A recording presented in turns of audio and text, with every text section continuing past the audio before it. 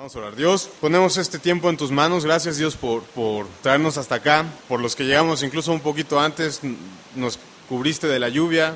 Gracias, Señor, por la lluvia, Señor. Gracias por tu palabra. Gracias por reunirnos, por proveer de un espacio para venir a escuchar tu palabra, para poder reunirnos, congregarnos, Dios. Gracias porque todo esto lo estás haciendo tú, Señor, por amor a nosotros. Y yo te pido que esta noche, Señor, tú, con tu Espíritu Santo, Señor, nos hables a través de tu palabra, Señor, y que hagas una obra en nuestros corazones, como cantábamos, como orábamos. Te ruego, Señor, que seas tú en este tiempo. En el nombre de Jesús. Amén. Bueno, para no tumbre, pues sí, vengo yo, Iber me pide que venga, que dé el estudio y siempre se suelta siempre pasa algo. Al rato van a querer echarme al mar o algo así para que se apaciguen las aguas, y estará bien. Pero bueno, vamos a darle. Vamos a continuar con nuestro estudio en Isaías. Vamos a ver Isaías capítulo 35. Y hoy vamos a hablar acerca de la esperanza. Generalmente me toca hablar cosas feas. Bueno, y cómo no, si toda esta primera parte de Isaías ha hablado acerca de juicio. Pero hoy vamos a ver algo bueno, algo bello, ¿no? Vamos a hablar acerca de la esperanza. Les pongo un poco en contexto. Hemos estado revisando durante 34 capítulos, juicio tras juicio tras juicio, de una u otra manera, ¿no? Al principio vimos cómo Dios muestra cuál es el pecado de su pueblo, ¿no? Que es básicamente la idolatría, alejarse de Dios. Después de esto vemos cómo Dios empieza no solamente ya a mostrarles cuál es su pecado, sino empieza a pronunciar un juicio. Es un juicio primero contra su nación, luego empieza a hacer juicios contra otras naciones, ¿no? Luego se especifica más esos juicios y recuerdan todos estos ayes, ¿no? Ay de ti que vas con los egipcios, ay de ti que tomas mucho, ay de ti que tienes confianza en otras cosas. Sigue Dios haciendo juicio y sigue especificando el juicio que va a traer hacia su nación, ¿no? Y termina este juicio y a partir del capítulo 40 pasa algo completamente diferente. Deja de hablar de juicio, el profeta Isaías deja de hablar de juicio y empieza a hablar de la salvación y de la esperanza, ¿no? Y es después del 40 hasta el capítulo 66 donde se retrata la salvación de Dios a su pueblo judío, y no solamente la salvación a su pueblo judío, sino a toda la humanidad. En medio de estos capítulos vemos retratado a Jesucristo como en ningún otro libro del Antiguo Testamento, probablemente como en ningún otro libro, incluso ni en los evangelios, o los evangelios muestran a Jesús, pero en Isaías se retrata de una manera también muy específica, muy hermosa. Pero es a partir del capítulo 40. Nosotros, el siguiente capítulo, el capítulo 36, entramos a otra sección del libro de Isaías, que básicamente ya no es profecía. Muy interesante, porque vamos a ver 4 capítulos que no son profecía. De todos los 66 capítulos de Isaías, a partir de la siguiente semana vamos a ver 4 capítulos que no son profecía. Entonces, ¿qué son? Son historia. Son cosas que pasaron, no cosas que pasarán. No hay que buscarle, como en estos textos, un cumplimiento. Simplemente pasaron. Entonces, estamos, por así decirlo, en el último capítulo, antes de cambiar completamente de mood, antes de cambiar completamente de enfoque de todo el libro de Isaías. Y antes de eso, antes de que cambiemos, ¿no?, a profecías más hermosas de salvación, el Señor como que termina con una profecía completamente futura para todo el mundo, ¿no? Lo vimos la semana pasada, donde estaba hablando definitivamente acerca de un juicio mundial global, acerca del día del Señor, básicamente mucho que tiene que ver con el Apocalipsis, con los últimos tiempos, el juicio del Señor sobre toda la tierra. Pero hay algo después del juicio del Señor sobre toda la tierra, porque cuando venga el juicio del Señor sobre toda la tierra, no acabará ahí el asunto, sino que habrá algo más. Y eso es lo que vamos a ver hoy. Entonces hoy vamos a ver esperanza para 3 personas. Este texto, vamos a ver la esperanza para 3 personas. La esperanza para los judíos, la esperanza para los gentiles y la esperanza para los creyentes. Tú sabes que para los judíos hay solamente 2 tipos de personas, que es ellos, judíos y gentiles, ¿no? Judíos y gentiles. Los judíos son los que vienen directamente del linaje de Abraham, ¿no? Que los puedes ver con nombre y todo y tienen descendencia directa en la sangre. Y los gentiles son todos los demás. En este caso, si tú no eres judío, ¿no? Pues eres gentil. Pero Efesios habla Pablo que Dios vino a derribar esa pared intermedia que había entre los 2 pueblos y hacer un solo pueblo para Dios santo. Entonces, hay otro tipo de personas que no son judíos, que no son gentiles, que son la iglesia. Hay un momento en donde los judíos se convierten en la iglesia y hay un momento en donde los gentiles también se convierten en la iglesia, ¿verdad? Los primeros judíos, ¿qué sucedió con los primeros judíos? Voy a tener que luchar un poco contra la lluvia, pero ahí va. Entonces, ¿qué pasó con los primeros judíos? Se volvieron iglesia. ¿Qué pasó con los gentiles que creyeron en Cristo? También se volvieron iglesia, abriendo un nuevo grupo de personas que son el pueblo de Dios, la iglesia. Judíos, griegos e iglesia. Y para los 3 hay esperanza en el Señor. Entonces vamos a leer, dice, el versículo 1 del capítulo 35, dice, se alegrará el desierto y la soledad, y el yermo, que básicamente yermo es como un terreno baldío o algo así, se gozará y florecerá como la rosa. Florecerá profusamente y también se alegrará y cantará con júbilo. La gloria del Líbano le será dada, ¿no? Y bueno, la hermosura del Carmelo y de Sarón. Ellos verán la gloria de Jehová, la hermosura del Dios vuestro. ¿Qué está pasando acá? Lo que está haciendo es usando una imagen poética para ejemplificar que va a venir tiempos de gozo, pero para ejemplificar que vienen tiempos de gozo, utiliza los campos, las ciudades, los desiertos. En este caso dice, se alegrará el desierto. Generalmente el desierto, pues podemos decir que es triste porque no se le da nada, está completamente vacío, no hay vida, no hay alma, no hay nada, es difícil vivir en el desierto. No puedes decir que la gente o los mismos animalitos que viven en el desierto se la pasen muy bien, es difícil vivir en el desierto. Pero cuando venga el Señor, se alegrarán. Y esto habla mucho acerca de una profecía, porque ciertamente Isaías está profetizando a su pueblo después de 30 y tantos capítulos de juicio, en donde en este juicio explica que muchas veces va a quedar todo destruido y va a quedar todo desolado cual desierto. Bueno, acá está dando esperanza de que en ese desierto se alegrará. Y lo sigue ejemplificando de que florecerá la hermosura del Líbano. El Líbano se conoce por sus bellos bosques, de esas fotos que pones en tu protector de pantalla, muy probablemente es el bosque del Líbano porque han grandes árboles. Bueno, esa hermosura de ese bosque se pasará a ese desierto y ciertamente está haciendo referencia a una especie de, ¿cómo decirlo? O sea, está ejemplificando con esto la paz y la alegría que va a venir cuando venga el Señor.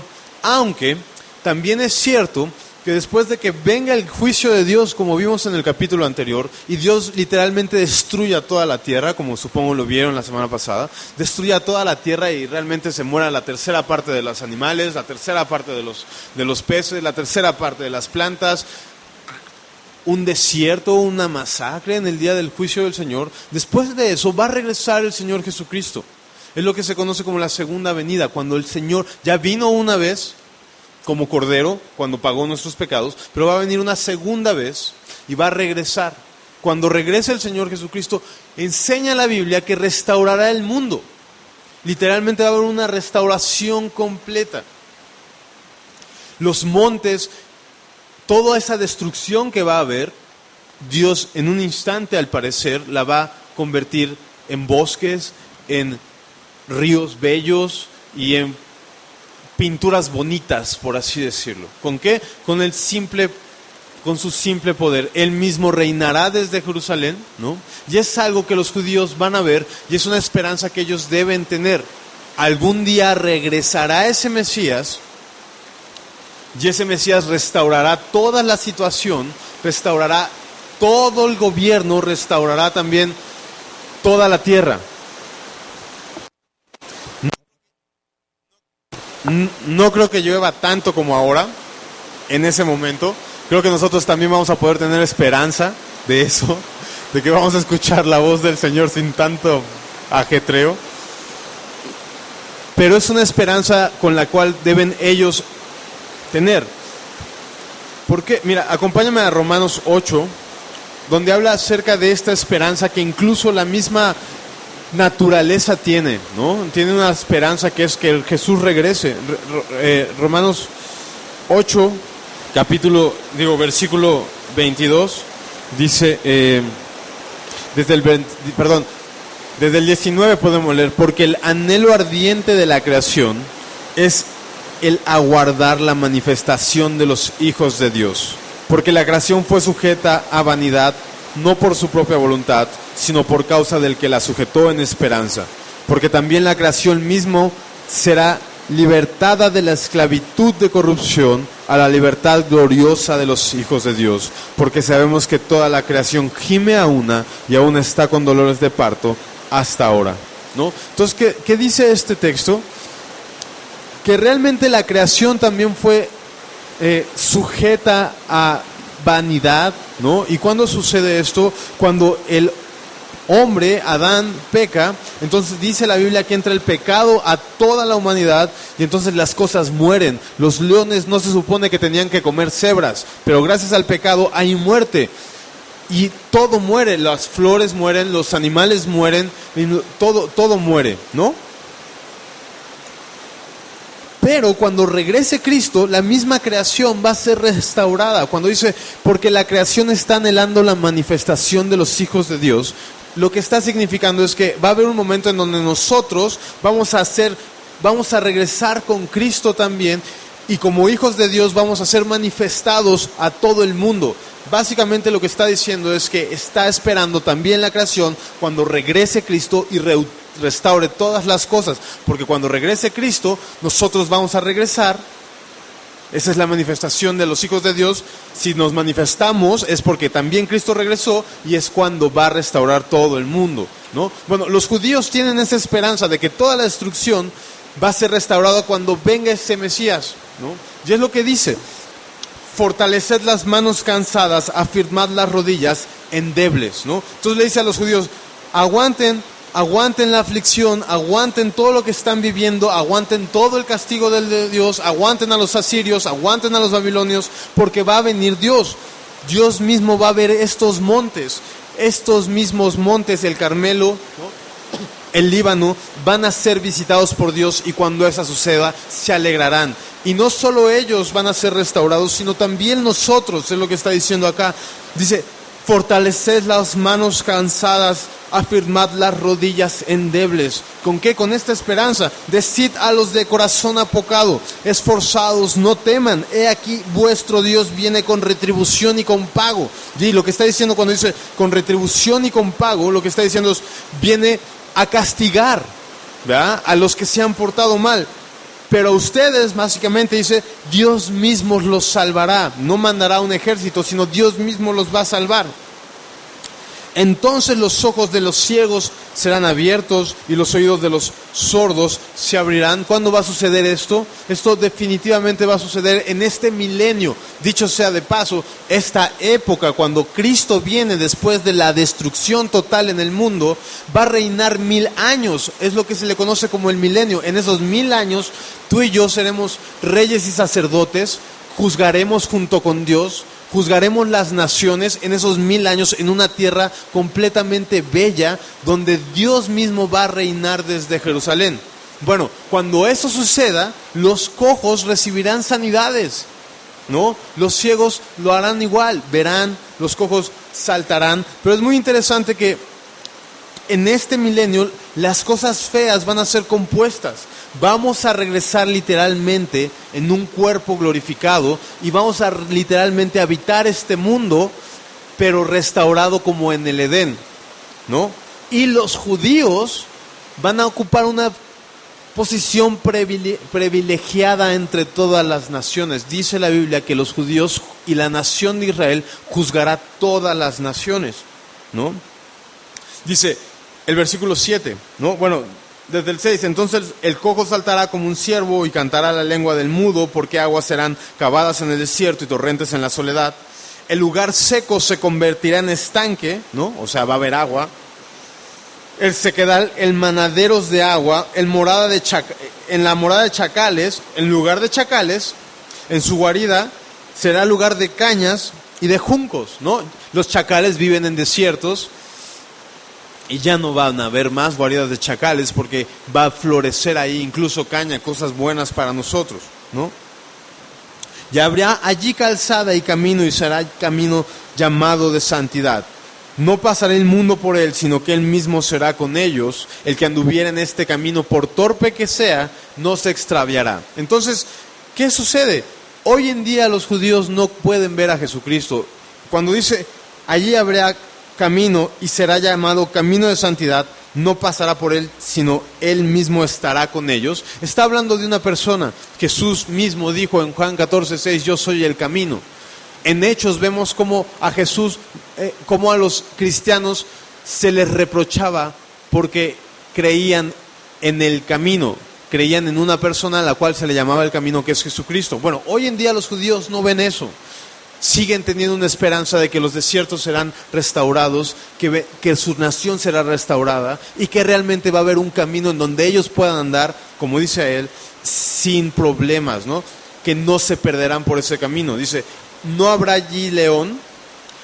En el versículo 9 dice, no habrá allí león, ni fiera subirá por él, ni allí se hallará para que caminen los redimidos. Y los redimidos de Jehová volverán y vendrán a Sión con alegría y gozo perpetuo será sobre sus cabezas, y tendrán gozo y alegría, y huirán la tristeza y el gemido. Entonces, esta esperanza de que el Señor va a venir es una esperanza para los judíos de que restaurará su reino. ¿Y cuándo lo va a restaurar? Lo va a restaurar en el milenio. Y no habrá ya ahí más peligro para ellos, porque durante el milenio el pueblo de Israel reinará todas las naciones y será la única potencia en el mundo. Desde su ciudad reinará Jesucristo. Bueno, esa es esperanza para los judíos, ¿verdad? Eso básicamente es lo que está tratando de decir este texto. Este texto fue leído a los judíos, ¿no? Y este texto está hablando de cómo el pueblo judío fue castigado, pero que tiene una esperanza de que todo será restaurado. Pero también aplica para los gentiles. ¿Quiénes son los gentiles? Los que no son judíos. Porque este texto también está hablando de Cristo. Y Cristo vino también a salvar a todas las personas, incluyendo a los judíos. Y es una esperanza, esta esperanza de que Cristo va a regresar, debe ser una esperanza que también debe mover a las personas que no creen en Dios a creer.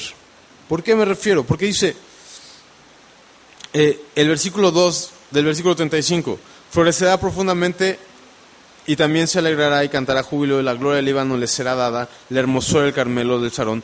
Ellos verán la gloria de Dios, Jehová, la hermosura del Dios mismo, ¿no? Dice el versículo 4, he aquí vuestro Dios viene con retribución, con pago, Dios mismo vendrá y os salvará. Y eso va a ser cierto para todas las personas. Para todas las personas ciertamente Dios va a venir. Y puede venir de dos maneras. Va a venir. Eso es un hecho. O ya sea que vayamos allá, pero de que lo vamos a ver, lo vamos a ver. Y hay dos formas en que podemos verlo a Él, en el que se nos va a acercar. La primera forma es con retribución y con pago. La Biblia enseña que si Dios viene y tú no estás en Cristo, Dios va a demandar de ti, o te va a pagar tu salario, y te va a pagar tu iniquidad, y te va a pagar tu pecado. Y dice la Biblia que la paga del pecado es la muerte. Entonces, si Dios viene con retribución, tú tienes que saber que si tú no has creído en Cristo, cuando vengas a Él, o cuando Él venga a ti, ¿no? Tienes dos sopas, o que Él te pague tu pecado, o que Él mismo te salve. Que Él mismo te salve. ¿Cómo es que Dios te salvó? Bueno, murió por todos porque ciertamente vino con pago y retribución, pero puede ser que te lo cobre a ti, o que se lo cobre a Jesús, porque Jesús ciertamente pagó y retribuyó todo tu pecado. Cristo pagó todo tu pecado en la cruz del Calvario, completamente. De tal manera que tú ya no tienes que pagar. De todas maneras que esto puede ser una esperanza hermosa. Que Dios venga y va a pagarte con retribución. Ya sea que tú demande de ti el pago, que es tu muerte y una muerte eterna, o ya sea que aceptes que Cristo pagó por ti. Es muy interesante cómo Cristo lo especifica, como que diciendo, estos compas del mundo entero no lo van a entender. Así que lo tengo que dejar clarito. Yo no vine a condenarlos, vine a salvarlos, ¿ok? O sea, deja un texto explícito para hacernos ver que no vino a condenarnos, porque estamos perdidos en los pecados. La verdad, hacemos cosas que le desagradan a Dios, que condenan nuestra alma, que nos destruyen a nosotros mismos y que dañan a otras personas. Simplemente eso lo hacemos a cada rato. Por más que nos ha vendido el mundo, y mira que se ha esforzado el mundo en vendernos que somos buenas personas, y no se cansa de decirnos lo mismo, y nos dice tanto que hasta a veces lo creemos y decimos, claro que somos buenas personas, y entonces empezamos a decir, pues cuando vaya al cielo, y si es que hay un Dios, que yo sé que hay, difícilmente una persona no crea en un Dios, y concibe este rollo de que lo van a juzgar. Nosotros ingenuamente, ilusamente creemos que Dios va a poner las cosas buenas en la balanza y las cosas malas, y creemos que van a ganar las buenas. Pero eso es una ilusión, porque hoy mismo, ¿cuántas cosas buenas has hecho y cuántas malas? Te ganan las malas. En un ratito haces más malas que buenas, con pensamiento. Y la gente dice, no, es que pues voy a trabajar, eso es bueno. Bro, eso no es bueno, eso es para que comas, mano. Porque si no, o sea, eso, mira que los narcos trabajan duro, bro. Así que ciertamente nos van a ganar nuestras malas obras. Y cuando venga Dios a demandar un pago o a pagar lo que hemos hecho, más vale, ¿no?, que pongas Cristo en medio, para que cuando Dios te pague, le pague tu juicio a Jesús, para que a ti te pague simplemente pues, vida eterna, salvación eterna, para que tú puedas disfrutar de este milenio que les hablo, y más allá todavía. Es muy interesante esta idea, que nosotros no nos vamos a esfumar, o no nos vamos a vivir en un mundo o en unas nubes espiritualmente. No, vamos a regresar, vamos a pisar el pasto, y más que eso, vamos a tener mascotas increíbles, ¿no? Dice que el león va a poder jugar con los niños. Vamos a ver a Dios sobre todas las cosas. Entonces, si esto es cierto, lo mismo sucede, ¿no?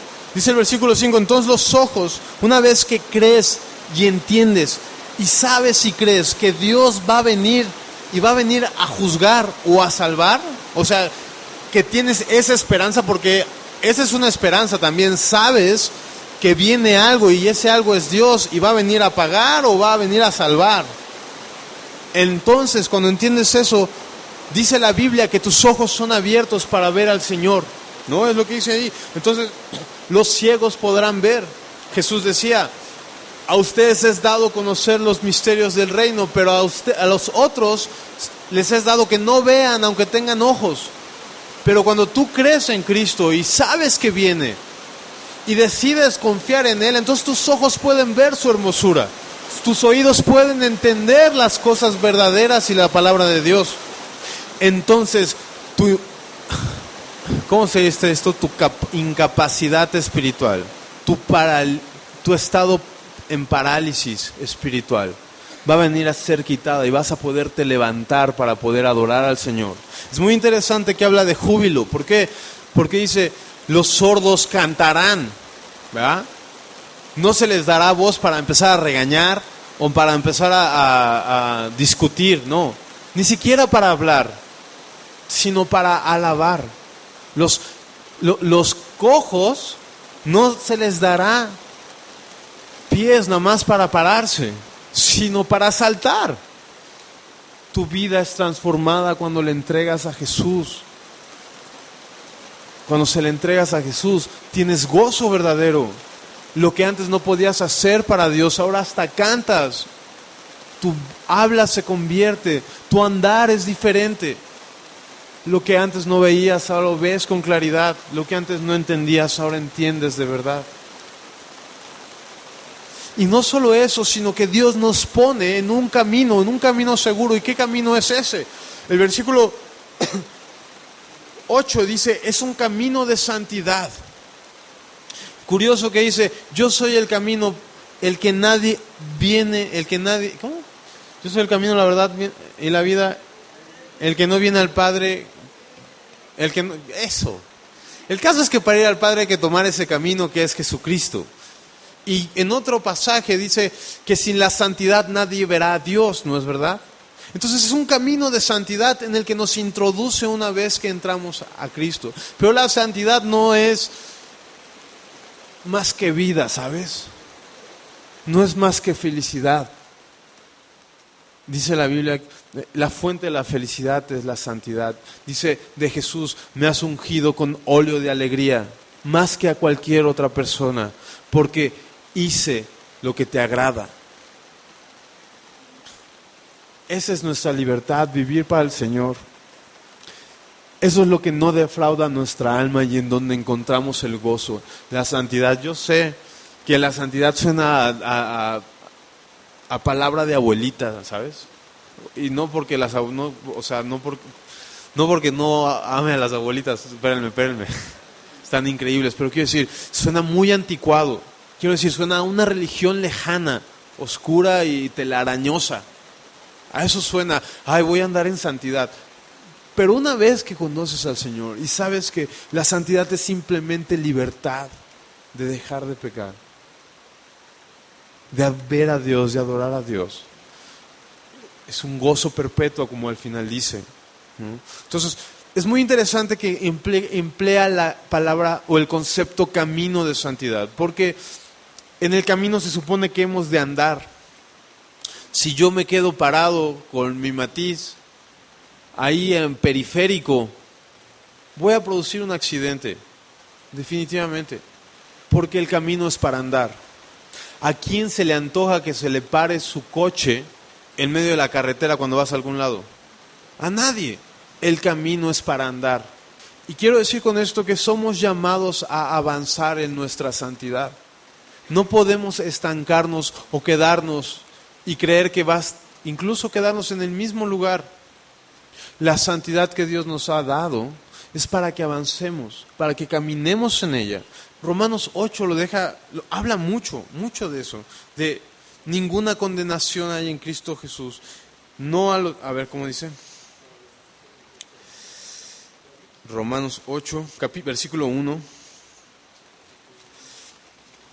dice así, ahora pues ninguna condenación hay para los que están en Cristo, los que no andan conforme a la carne, sino que andan en el Espíritu. Andan, viven, caminan, así como tus días no se detienen, y tus años tampoco tu estado espiritual. No se detiene. O avanza o retrocede, pero no se queda igual. Porque el que no es con Dios, el que no recoge con Dios, se le caen las cosas. Así que no puedes estar quieto en tu santidad, porque si te estás quieto, lo único que estás haciendo es tirarla. Y esto implica ir en retroceso. El camino de la santidad no es para eso. Y ¿sabes qué? Dice Jesús, fácil es mi yugo y ligera mi carga. Porque lo mismo dice acá, porque es un camino que por torpe que fueras, no te vas a perder. Gloria a Dios, porque Filipenses 1:6 dice, porque estoy convencido de esto, que el que comenzó en vosotros la buena obra la llevará a término hasta el día de Jesucristo. Dice ahí mismo Romanos, ¿dónde lo puse?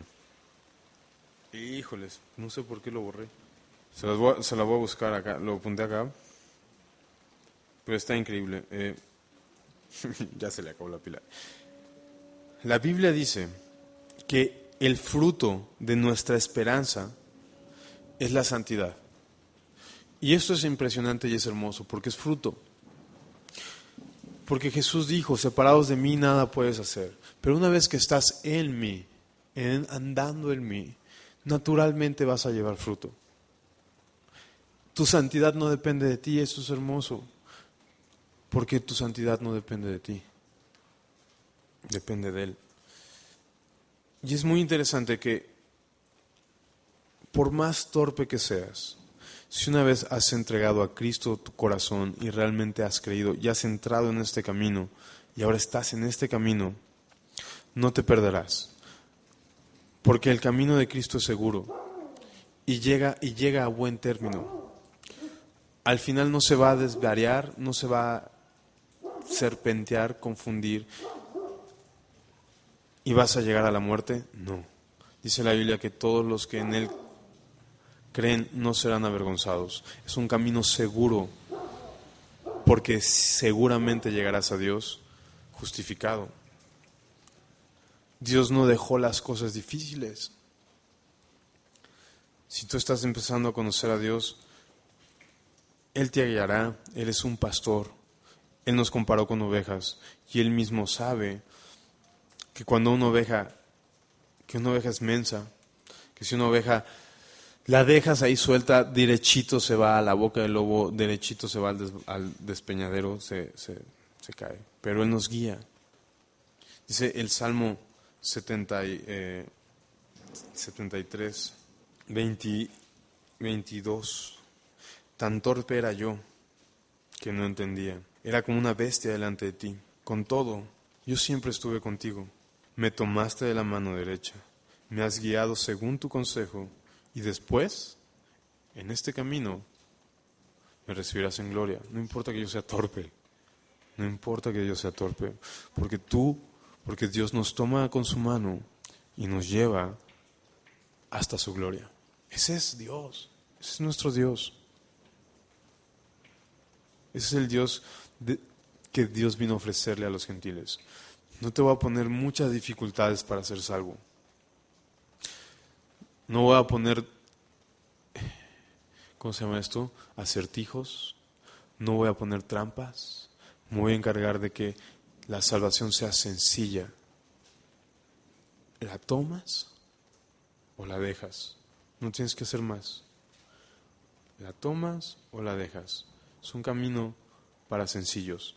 Es un camino para que no tienen ni idea ni capacidad. ¿La quieres? ¿Crees? ¿La recibes o no la quieres y la rechazas? Dice el versículo, no habrá allí león ni fiera por él, ni allí se hallará para que caminen, ni allí se hallará, ¿no? Ni fiera ni león se hallarán ahí. Y será un camino para redimidos. Y la esperanza es esa. Y los redimidos de Jehová volverán y vendrán a Sión con alegría, y gozo perpetuo será sobre sus cabezas. Y tendrán gozo, alegría, y huirán la tristeza y el gemido. Y finalmente, la esperanza para nosotros es la misma. Tal vez tú ya conoces al Señor. Y tal vez tu situación es muy difícil. Pero date cuenta de una cosa, el Señor va a regresar. Y sabes, va a regresar en cualquier momento. Muy pronto. Y todos tus pesares se convertirán en un instante en bendiciones y alegría. Dice la Biblia que en nada se comparan las aflicciones con la gloria venidera. Entonces, por más duro que te esté pasando las cosas, confía en que todo esto un día terminará. Un día verás a tu Señor, verás lo hermoso que es y reconocerás que habrá valido la pena. Alguna vez escuché esto: cada sufrimiento que vivas en esta tierra por causa de Cristo habrá valido la pena cuando lo veas. Habrá valido la pena eternamente. No se comparará con con el eterno peso de gloria que estás acuñando. Es eterno el rollo. La onda es eterna. O sea, 70 años no son nada en comparación de la eternidad. Si te das cuenta, tenemos muy poquito tiempo. Ya se los había dicho, el único momento que tienes para sufrir por Cristo es ahorita. Porque en el cielo no vas a poder demostrarle que lo amas a través de un sacrificio propio. Allá no, allá va a haber puro gozo. El único momento que tienes para demostrar que lo amas más que a ti mismo es ahora, es esta vida. Y Dios, dice la Biblia, que te regala esa oportunidad. Dice, porque no solamente les es dado el creer en Cristo, sino el sufrir por Él. Entonces, te regala esa oportunidad. No la desperdicies. Fortalécete con esta esperanza, que un día lo verás. Verás su hermosura y habrá valido la pena. Y sabes, dice la Biblia, y se los he leído antes, lo hemos leído aquí varias veces, que toda lágrima la enjugará y todo el dolor se irá. Se irá para siempre. Esta esperanza debe mantenerte firme en medio de las tribulaciones, que el Señor vendrá y te salvará, te quitará, te librará de los problemas, todo acabará. Y dice la Biblia que si tú tienes esta esperanza, debes santificarte. En muchos lados lo dice, Juan 3:3, primera de Juan 3:3 mejor dicho. Y todo aquel que... Chécate desde el 1.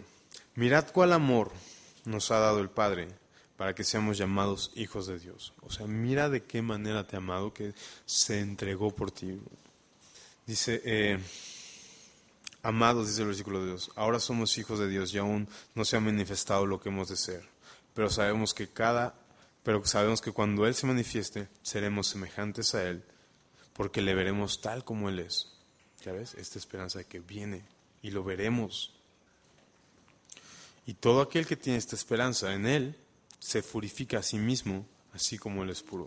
Entonces, esta esperanza de que viene Cristo, de verdad viene Cristo, debe llenarte de gozo, debe darte la fuerza para soportar y debe darte, pues sí, el temor para santificarte.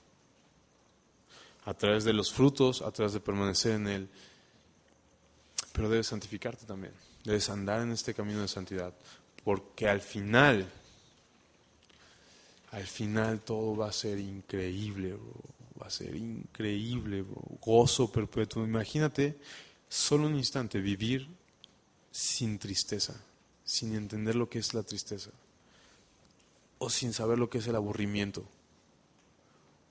No volver a sentir la desesperación, ni el miedo. ¿Qué queda entonces? Puro gozo, pura alegría. Eso es lo que Dios tiene para nosotros y lo consiguió a través de morir por nosotros. Y un día va a venir, y ciertamente va a venir, porque dice la palabra que su palabra es más segura que incluso el mundo que vivimos, que la tierra que pisamos. Porque el cielo y la tierra van a pasar, pero sus promesas no van a pasar. Dios viene en cualquier momento, todo acabará. Hay que fortalecernos con eso y santificarnos por eso, ¿ok? Bueno, pues ahí está. Vamos a ver qué les parece. Dios mío, ciertamente viene, Señor, y te veremos, Dios. Un día te verán los judíos. Y un día nosotros te vimos, Dios. Y vimos tu hermosura, Señor, en esa cruz. Y creímos. Y Dios mío, ayúdanos a que no se nos olvide nunca y a tener presente que en cualquier momento te vamos a ver, Señor. En cualquier momento te vamos a ver. En cualquier momento vienes por nosotros. En cualquier momento podemos morir, Señor. Y permítenos vivir a la luz de esto, por favor, Señor. Y vivir cada día velando por tu regreso. Viviendo cada día como si hoy fuera el último. Para saber, para tener la fuerza para seguir, para tener el temor para seguir, Señor. Ayúdanos a poner nuestra mirada en aquel día, por favor. En el nombre de Jesús. Amén.